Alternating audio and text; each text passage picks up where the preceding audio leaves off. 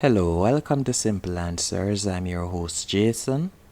In this video, I'll be showing you how to fix photos not uploading to iCloud automatically on your iPhone. First, you'll need to go into Settings.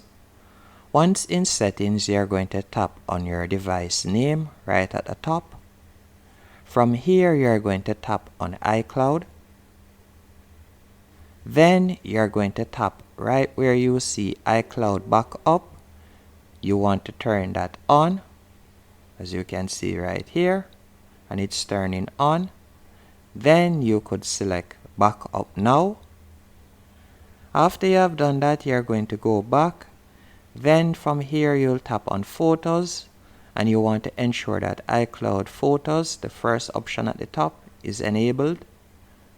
And after you have enabled that, as you can see on my screen right here, you'll simply toggle back. Then you're going to tap on iCloud Backup and you'll tap on Backup Now.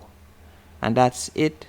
Hope you found this video helpful and informative on how to fix photos not uploading to iCloud automatically on your iPhone.